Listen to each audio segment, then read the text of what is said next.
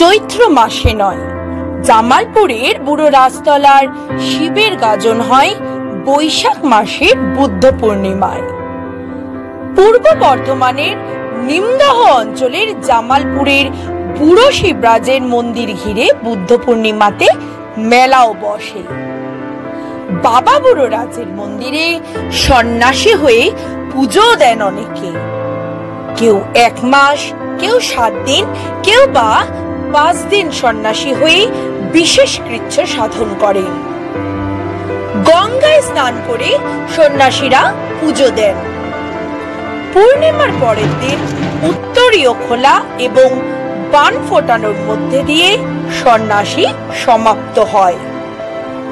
বুদ্ধ পূর্ণিমার দিনের লক্ষ লক্ষ ভক্তের সমাগম হয় হাওড়া কাটোয়া বা শিয়ালদহ কাটোয়া শাখার পাটুলি স্টেশন থেকে সামান্য কয়েক কিলোমিটার দূরে নিমদহ অঞ্চলের জামালপুরের এই বুড়ো শিবরাজের মন্দিরে।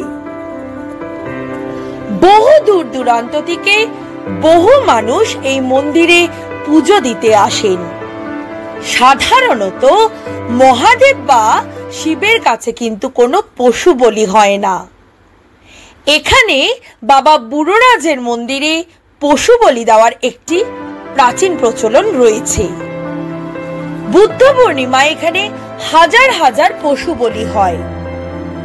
বিভিন্ন সমস্যা থেকে মুক্তি পেতে অনেকে এই মন্দিরে এসে পশু বলি দেন। আবার কেউ কেউ দলবদ্ধভাবে পাঠা বা ভেড়া বলি দেন এবং মন্দিরে পুজো দেন মনস্কামনা পূর্ণের আশায়।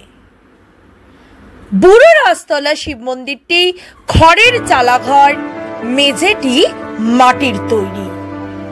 শোনা যায় পাকা মন্দির করার চেষ্টা হলে তা বারংবার ব্যর্থ হয়।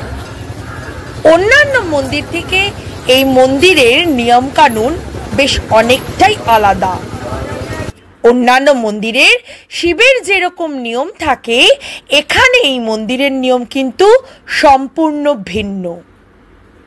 কথিতে আছে মন্দিরে শিব নাকি নিজে নিজেই আবির্ভূত হয়েছেন।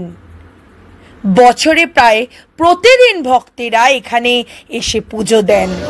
তবে বুদ্ধ পূর্ণিমায় সবচেয়ে বেশি ভিড় হয় এখানে। ভিড় সামলাতে রীতিমতো প্রশাসনকে সক্রিয় থাকতে হয়।